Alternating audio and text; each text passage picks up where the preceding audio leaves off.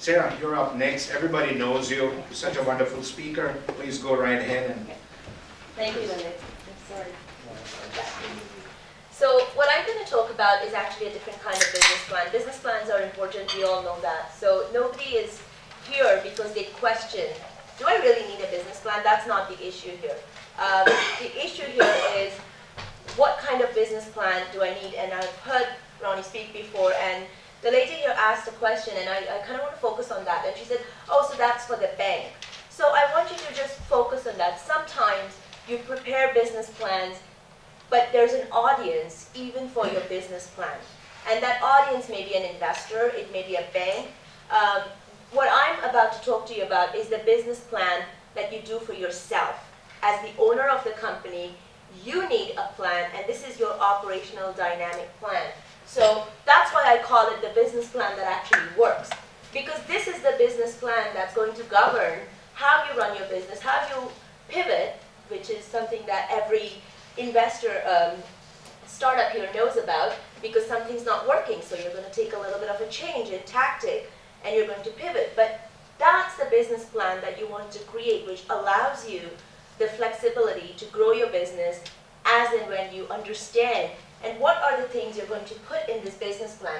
So if you think about it, this business plan is something that's going to be the blueprint that will ultimately form the foundation of the business plan that you'll take to the bank, but it will stay on your shelf as a business plan that you keep adding to and grow with over time. So let's get right into it. Look around you, and every time you see a successful business, I assure you there's a story in there. There's a story about Michael Dell, about how he came up with Dell Computers. There's a story about Richard Branson and Virgin Records. There's a story about Steve Jobs and how Apple came about. He was kicked out, brought back in.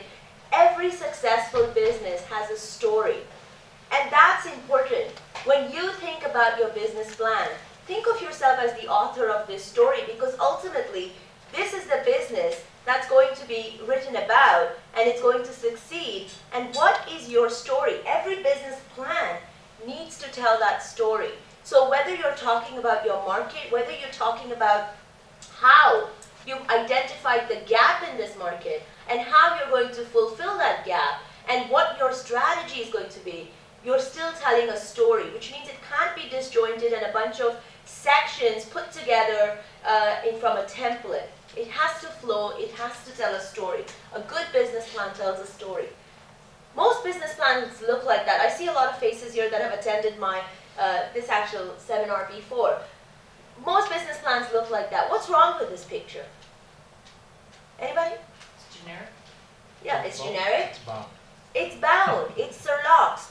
What's the first thing you do when you make a business plan? You go to Kinko's and you get it surlocked. And I don't like that.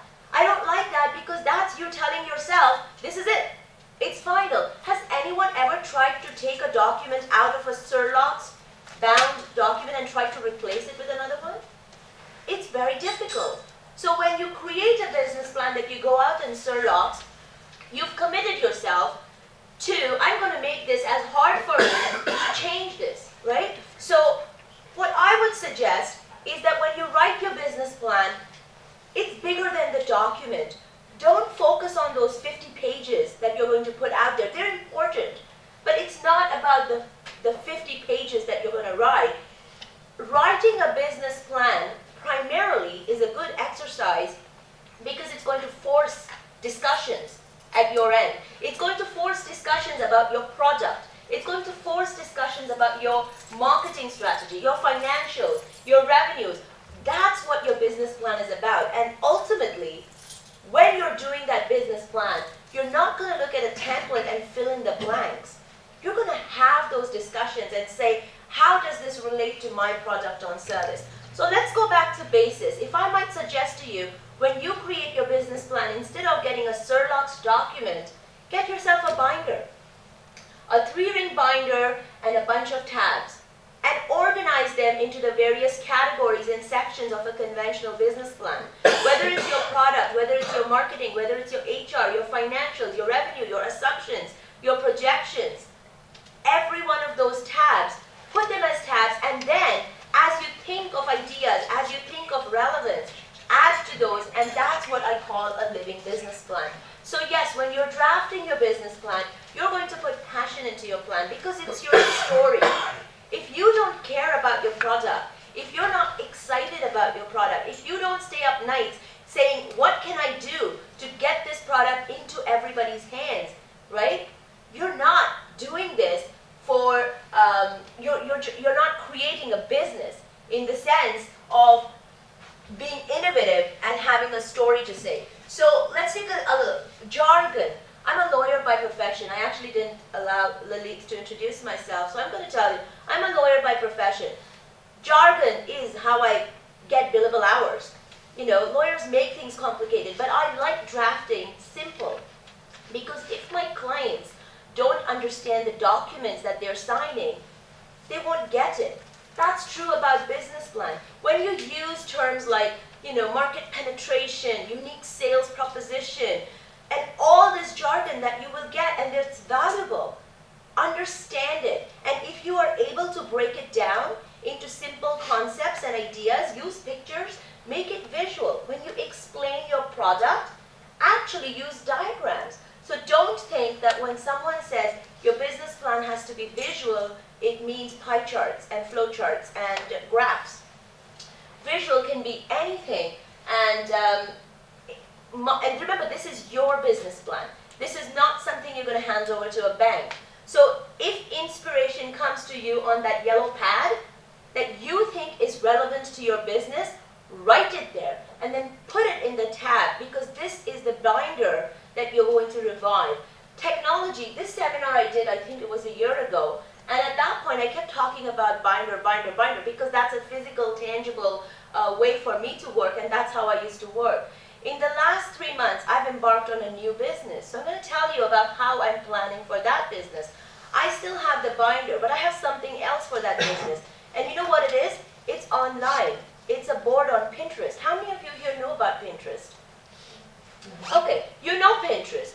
You know, you can create an account on Pinterest, and the beauty of Pinterest is you can have public boards and you can have private boards. If you create a private board and call it your business plan, right? XYZ business plan. Now, how many times when you're researching your business have you found something that you want to bookmark?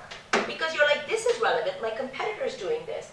Or this is a great strategy. And so what are you doing? You're either bookmarking it and it's lost, or you're emailing it to yourself, so it's lost again. But if you use Pinterest, you can just pin it on your board. And so my current business venture is, I bought this space in Toronto, and I'm developing it as a co-working collaborative workspace. So it's very exciting because I want entrepreneurs like you to come out there and use it and engage with other entrepreneurs.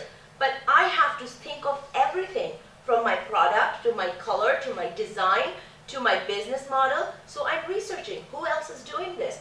What kind of facilities do they have? There's so much information, and it's all organized on a board on Pinterest. So it allows me to go to that website, look at my different boards, and have various boards for different tabs. So your binder can be a virtual online version as well, and you can stick whatever you want in it. From SWOT to so what? Everybody knows about a SWOT analysis. Might I tell you to consider a so what analysis? And what's a so what analysis? Ask yourself, what is your product? What are you trying to do? If it's a restaurant, like Ronnie said, 80% of them fail within the first year. And if you're going to say, well, I'm going to cook food or I'm going to serve food, ask yourself, so what? So what if you're going to serve food? Look at who else is doing it. And it will compel you to say, well, but my food is going to be something else. And then say, well, so what? The more so whats you ask yourself, the more it will force you to get into what's called, wrong slide, value proposition. What is your product going to do? And more importantly, what is the gap? What is that so what, at which point you can shut that person off and say, well, guess what? My product is going to do this, and nobody else is doing it that way. And at that point, you've discovered that needle in the haystack. that Ronnie's referring to. You've discovered what is known as your unique sales proposition. How is your product or service going to differentiate itself from everyone else out there that's already doing that? That's important. So you've got that. Market size. When people put this in their business plan, whether it's in your binder or whether it's in the bank's business plan, they often get this wrong. And Ronnie's probably covered this because it's frustrating when someone says, you know, I'm going to come up with a product that sells this, and there's 5 billion people in the world that use this right now. But that's not your market share. That's just you saying that's how many people that are using it. If you want to explain your market share, your target market, you have to say, I'm going to be serving organic food, or it's going to be a raw bar, or something like that. So that takes care of your so what issue, because that's your unique sales proposition. There's not that many restaurants that do delivery of organic food. Fine. What's your market size? You can't say, this is how many people are eating. You have to break it down. And if you actually want to understand what the market size is of your product or service, you know what the easiest way to do it is? Go to Google. Type in your industry and type in market size. Whatever it is. If you type in Indian food market size, Indian jewelry market size, clothing, wedding planner market size, you type in just those magic letters in Google and it's going to give you a wealth of information that you can then use from and use in your business plan. A lot of business plans also tend to downplay their competitors. If your business plan needs to be honest, use the successful companies out there.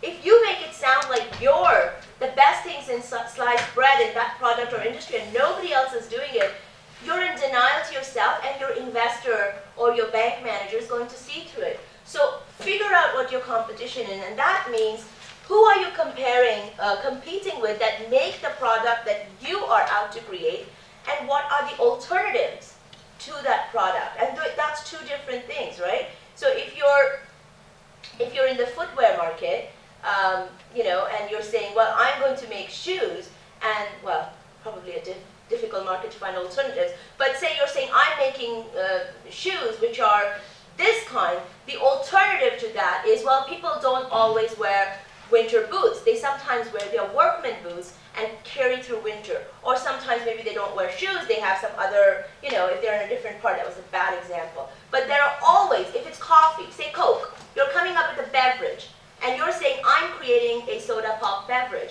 So who are my competitors? Well, Coke and Pepsi and all these guys are making that beverage. But who are the alternative? If a customer has $5 to quench their thirst, coffee is not your competitor, but coffee is the alternative. Am I choosing to spend my $5 on a cup of coffee or on your product? So don't just think of your competitors, think also about the alternatives that your market is going to. So quick recap. What does your business do? Know your purpose. What is the gap that you are out there trying to fill? Who does it help? What is your market?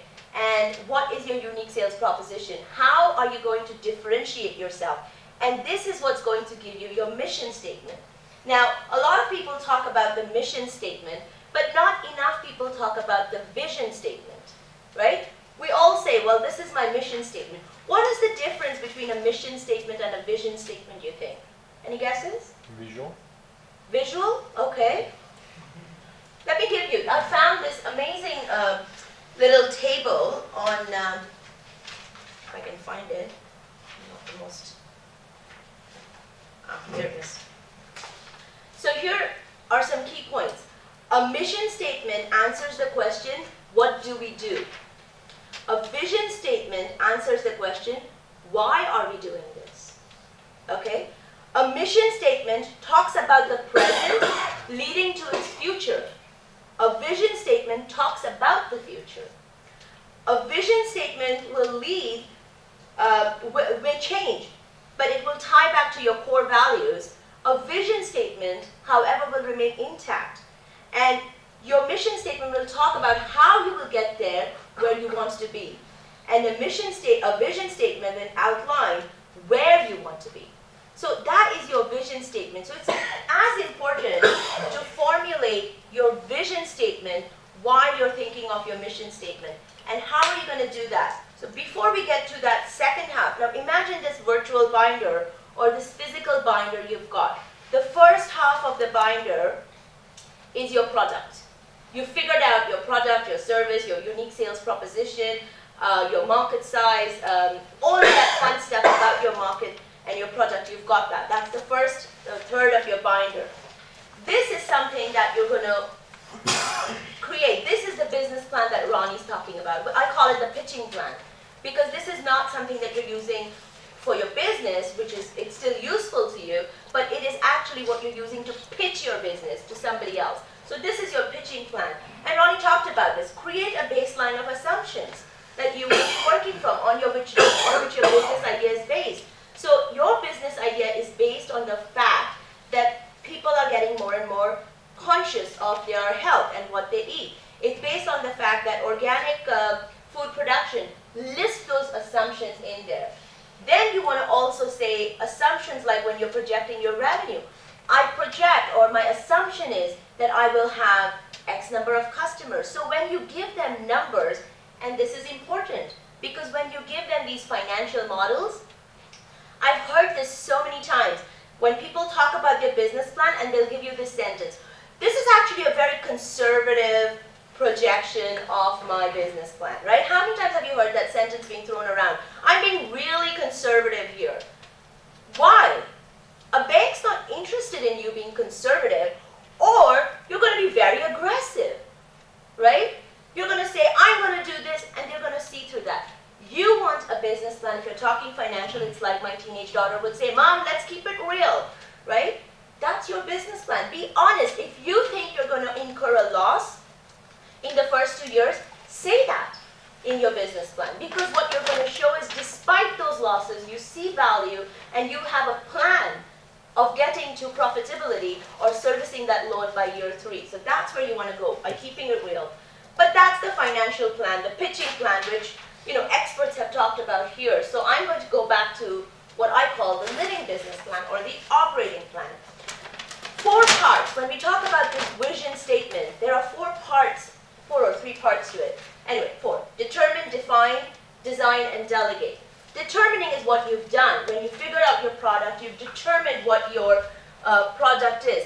Now you're going to define the vision. You're going to actually say, this is what I'm going to do, and then you're going to articulate your vision statement. When you design your vision statement, you're going to make sure that all of your collateral represents that vision, because it's kind of pointless to have a vision statement that is a plaque in your office that only you know about, right? Your vision has to manifest itself in everything you do. So if you're already an existing business, your vision will be on your letterhead. It will be on your envelopes. It will be on your business card. It will be on your website. It will be everywhere where you can put it, because it's a reminder to yourself and a promise to everyone that buys your product that this is our vision. This is where we hope to get there. And delegate your vision. You cannot possibly be running around everywhere talking about your vision. Everyone on your team. This is another thing I've seen often with business plans. There's 3 or 4 people, right? They'll all be there talking about the business plan. They all know the product, whatever. The first time the investor asks the question, well, explain this financial structure to me. And what's going to happen? All 3 of them are going to look at one person, right? It happens. Because suddenly it's like, I'm going to defer this to this guy. Why? Every person who is involved in that business needs to understand your value, your vision, and your financial model. So delegate that vision so that it's not just you, but everyone on your team that's using that. So we talked about the first third of the business plan, which is your product, your vision. The second third is the middle third is the meat and potatoes of where you're going to put all this. This is what I would put towards the end of your binder.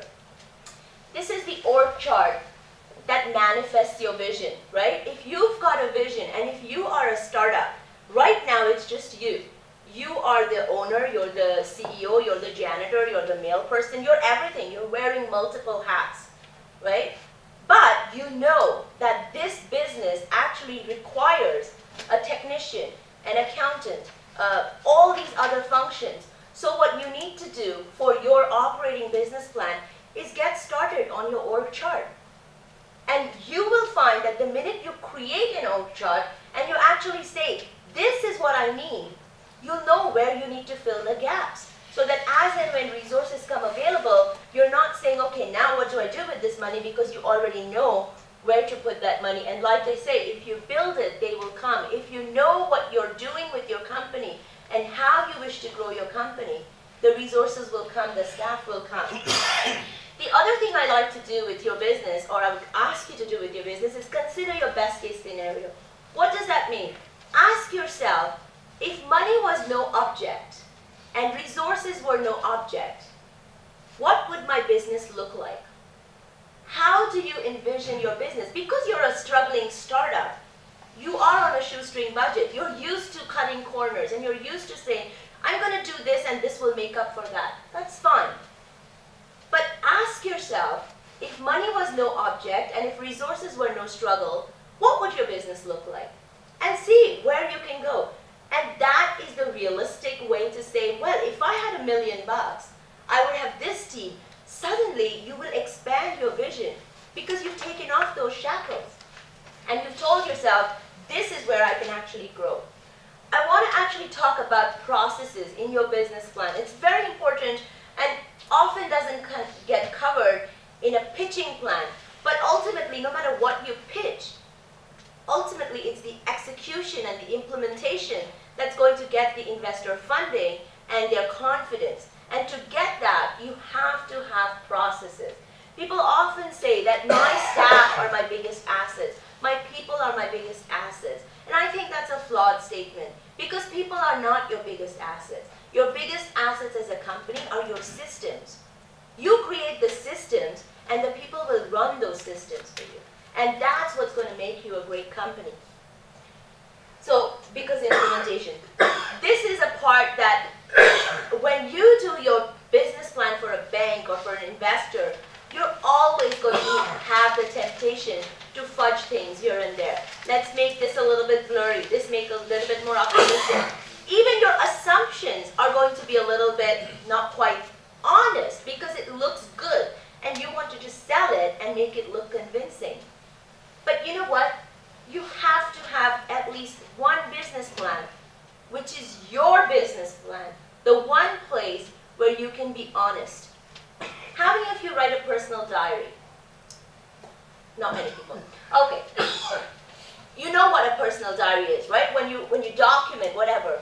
Imagine if you wrote a diary for yourself and you say, so-and-so asked me out, and it's a lie. Why would you lie in your own diary? It's your diary, and you're lying because you want to feel good about it. But it doesn't make sense. That your diary is the one place where you're expected to be brutally honest. So you're only going to say in your diary, you know what, I stood there and he went somewhere else and asked the girl to dance and he didn't even look at me. And I feel terrible about it, right? That's the kind of stuff you'll write in your diary. And they say it's good, it's therapeutic because you know what, you've put it out there. This is your diary for your business. If there's one place where you can allow yourself to be vulnerable about your weaknesses, if there's one place where you can be honest about the strength of your competitors, this is not for a bank, this is not for an investor, this is for you. You need to know what you're up against and what your skills are and what your weaknesses are. And that's why I call it the honest SWOT analysis and not. We go back to systems. It's one thing to say I have a good system, but if that system is in someone's head, that's not a system. A system is something that's written down. And Michael Gerber, the author of the E-Myth, actually said this. If you don't write it down, you don't own it.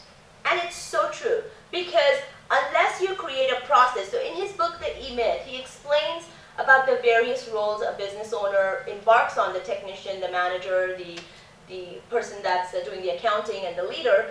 And then he says that in the end, what your goal is, everything you do, you have to write it down as a system so that the next person that comes in and gets trained knows exactly what to do.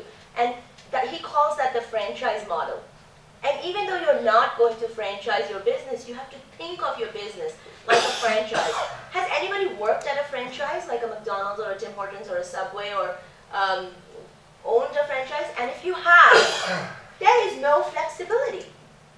This is how you make a Big Mac, and that's why a Big Mac in Newfoundland is going to taste the same, hopefully, as a Big Mac in downtown Toronto, because everything is process driven. And that's why it's easy for them to their turnover is huge. But that's okay, because when new staff comes in, they can train people. They have this big manual. There's a handbook. Think of your business like that. If there's a sales process, what's the cycle of sales? If there's a complaint, what's the process of the complaint? If there's something you're going to do, everything, if it's documented, it becomes efficient and your business can actually grow. I'm going to take a few minutes to talk about stratified systems theory, because I want you to consider having something or achieving something that's called requisite organization in your company, and to think about this when you think about a business plan.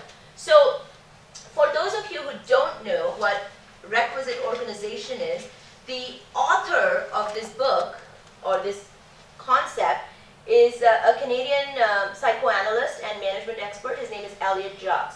So I'm going to use his words. And he says, or he discovered that there's a strong correlation between a person's cognitive ability and time horizons. So what he is suggesting is that every one of you in this room actually is cognitively wired at one of these levels.